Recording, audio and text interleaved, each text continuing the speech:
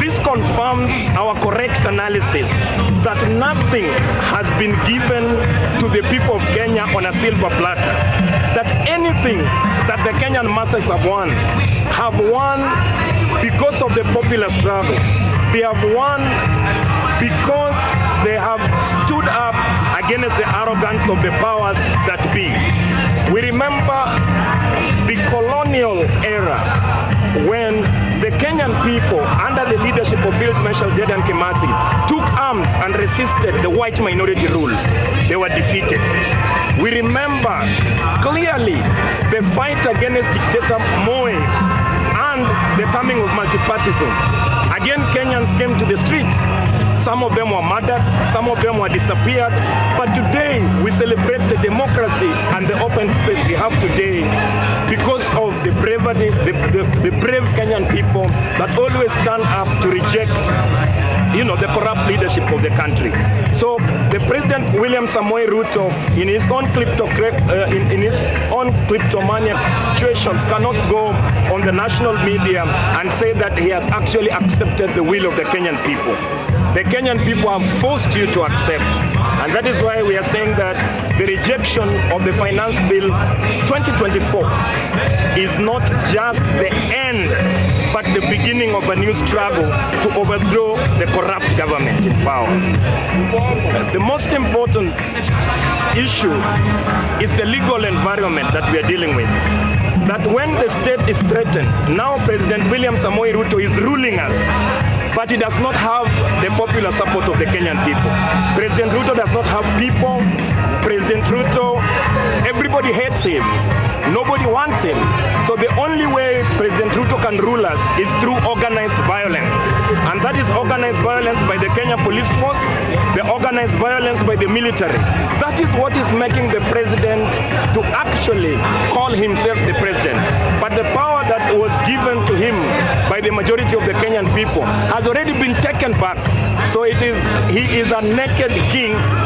Now today when we are celebrating Sabasaba Day, he has the Kenyan security forces, he has the military surrounding the state house. That means it is a president under siege. And that is why we must inspire the Kenyan people that the president has taken the joke too far. And today as we celebrate in the memory of Dedan Kimathi, in the memory of J.M. Karaoke, in the memory of the Jaramogi Oginga Odinga, in the memory of all that were killed by the dictatorship at that time, the Kenyans today again will rise to defend their rights of dignity. And that is why we are here.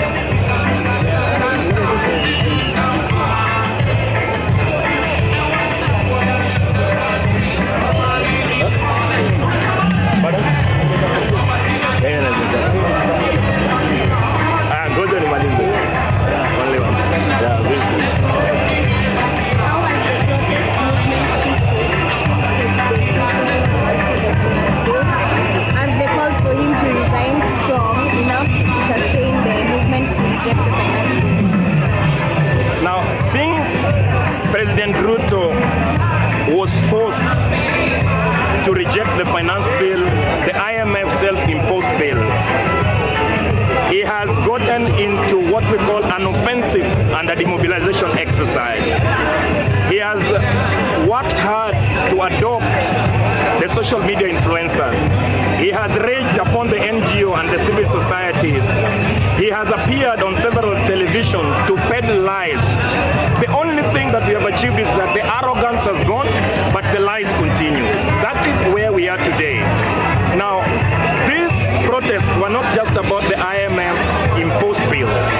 This was a strike and a red card to highlight and dramatize the inequality that continue to exist between the haves and the have-nots.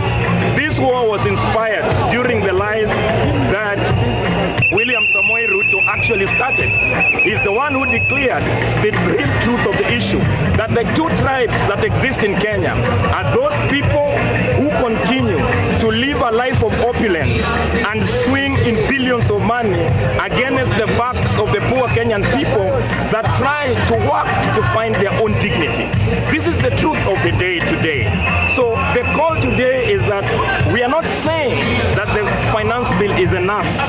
We we are saying that the Kenyans are demanding that they do not want an imperialist puppet being sponsored by the Joe Biden administration to oversee their local affairs. In fact, they are saying it very carefully that the Kenyan people needs independence, that they want Kenyans for Kenyans, that they want Kenyans to make their own decision. This is the call. And we are saying that the crisis we have in this country must not be looked upon as only things to be resolved through talking. The president knows he's good at propaganda. Now he says he will go to the X space, he will go to all spaces where the young people to continue to peddle his lies. What we want to tell the president that the young people want accountability. The young people want jobs with dignity.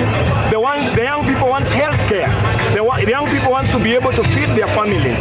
We cannot sit while we know very well that as so long as you remain a puppet of the West, you will never serve us. In fact, you will only continue to serve the interest of the Western people.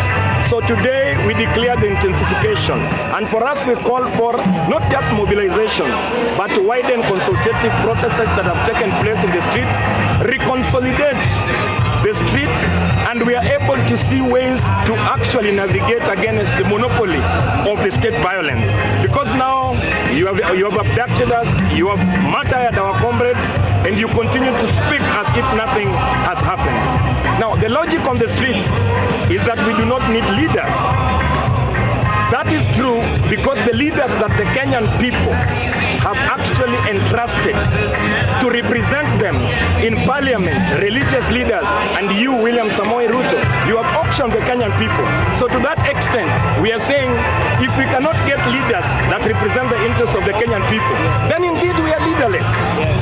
When you say the Kenyan people are talking about tribeless, we are not saying that we are not Luos or we are not Kalenjins or we are not Kikuyus. What we are saying that the ruling class, you, President William Samoei Ruto, has used tribes to divide the poor people to dominate them. So we no longer want to actually surrender to tribe and ethnic-based politics that you actually looking forward to use in 2027, to use money, tribes to divide the Kenyan people. Today we say in the streets, we are tribeless because we use tribes to divide us, and not that because we want to surrender our culture. When we say that we are partyless, Mr. President, what we are trying to tell you that the parties that we have entrusted with power in this country has continued to auction our national resources. The bourgeois political parties have not represented us. When we say we don't want politicians, our demand is that the leaders will emerge from the streets. Our demand is that the political parties that represent the interests of the people are not the people you are meeting in State House. They are the people in the streets fighting along the organized and the unorganized forces. This is the most important that we want to remind you that your time is up. The sooner you start to pack your belongings in State House, the better for you. Because the rage of the people have proven that no military, in fact, you dared the military to come to the streets. On Thursday, the military was on the streets, but the military was welcomed by the joy of the Kenyan people. But the police that you used to kill innocent people was rejected. This is what we continue to say.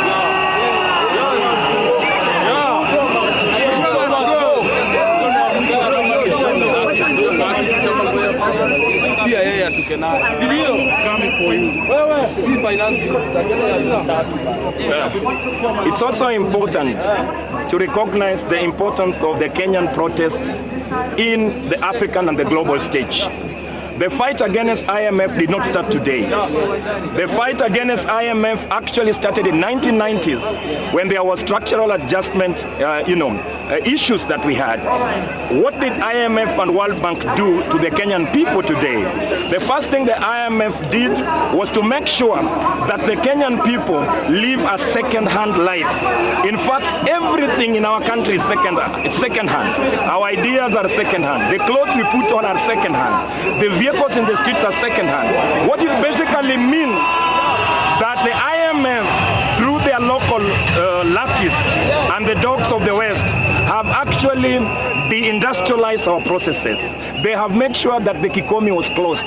They have made sure that all our textile industry are closed. they have made sure that now President William Samoei Ruto can stand on a national television and tell us that he wants to export us to the West to work as slaves. This is what we are rejecting. So the IMF will be defeated. We have seen that the Kenyan protest has inspired our brothers and sisters in Nigeria, has inspired our brothers and sisters in Uganda. They have inspired our brothers and sisters in South Africa. We want to say that those countries that are fighting against the hegemony of the United States and imperialism, those countries that are fighting against World Bank and IMF, the Kenyan people are willing to form alliances with you, so that when we finally deal with the dictator in William Samoei Ruto, we will join hands to come to your favor to defeat IMF domination.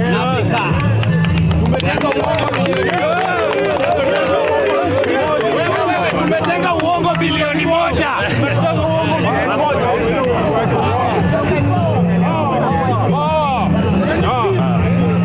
Now, finally, the Kenyan people need solidarity. The young people in this country need solidarity. We have seen the president who talks but acts differently. The abductions continues. The killings continues. In the informal settlement from Mathare, from Kibera, the killer cops are all over. We have seen a government that for the first time, having failed to convince the military to shoot at its own people, have formed a right-wing militia from Eldoret to Nairobi to Mombasa. We have seen goons armed with clubs beating people in the streets. This is a criminal we are dealing with, a soulless creature that we must defeat. And we cannot defeat such a kleptocracy by our own hands only. We are calling on the international community, we are calling on brothers and sisters and solidarity from the international square to join forces and defeat the false narratives that is being perpetuated by mainly corporate news in the United States and other Western countries.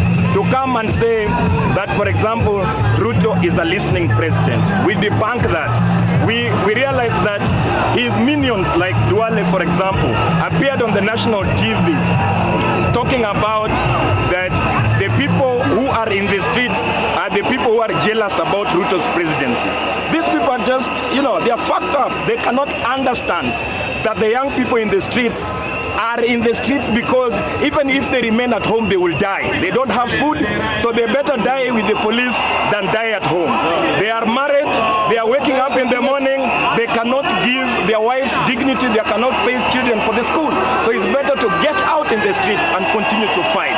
This is why today we call the international alliances that are able to support Kenya to tell the truth about the Kenyan people, that the President William Samoei Ruto will not escape the wrath of the people unless we get the dignity for all and not for a few.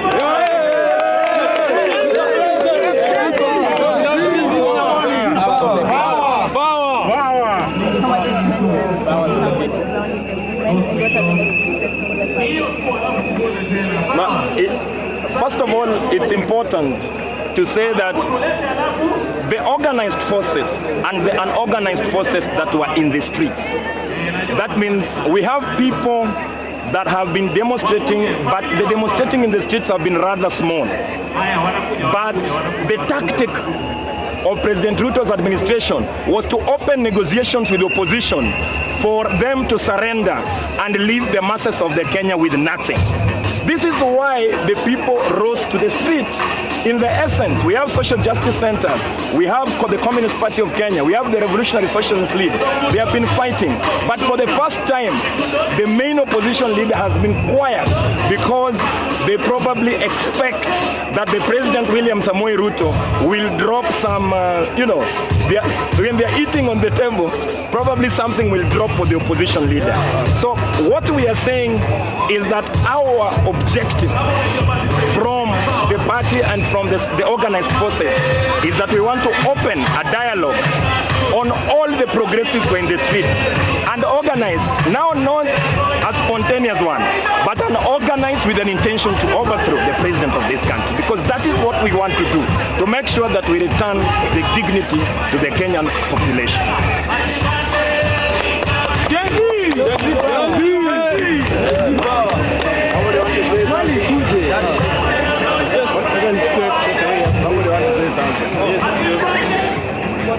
Thank you very much, Jared. Thank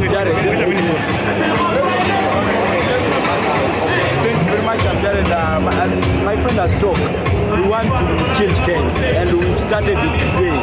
So today was Sabasaba. We are mourning our friends who lost their life during the protest. And Tuesday, we shall be back to the street, and we are going to reorganize it. Only so a question, what about the goons who are infiltrating the demos? What about them? So will it be a peaceful one? You can answer that. I can? You can answer that. So because you are saying there will be a demo, what about the goons? How will you know yourself? It's important to understand that the state is under siege, that President William Samoei Ruto is scared to hell. So the only thing he wants to do is to discredit the peaceful protesters. He's a man who wants to escape accountability of the deaths in the streets. So how is it possible that a few organized criminals can prevent the millions of people from going to the streets? The only one thing that did not exist in the first round of demonstration is a targeted organization against the goons. Now we know who is sponsoring the goons. Some politicians that have been sponsoring the goons of the streets have been mentioned even in the mainstream media. So what we are saying that the next round of demonstrations in the streets will have an organized contingent to deal with the goons and to protect the innocent demonstrators that are in the streets. Because the Constitution 2010 actually states clearly that the police should be on the streets to protect the peaceful protesters, to express their lives. But we have seen before, the police are the ones looting, the police are the ones killing, the police are the ones abducting. So the police alongside the criminals are the same. So what we are saying that the next round of demonstrations will be organized demonstration to say clearly that we will not stop at the finance bill, but we will make sure that these corrupt people, today when you look at the social media, Kipchumba Murkomen is building a house of 30 million, 50 million shillings. Where are they getting the money from? You saw the current politicians. How much wealth do they got? People are walking barefoot to the streets. They have nothing to lose other than the chains that President William Samoei Ruto has tied around their necks. This is why we are in the streets to fight. And on Tuesday, we shall start the march from Dedan Kimathi statue, and we head straight again to occupy every spaces in this country to remind this illegal administration, this illegitimate administration, that we are willing to fight.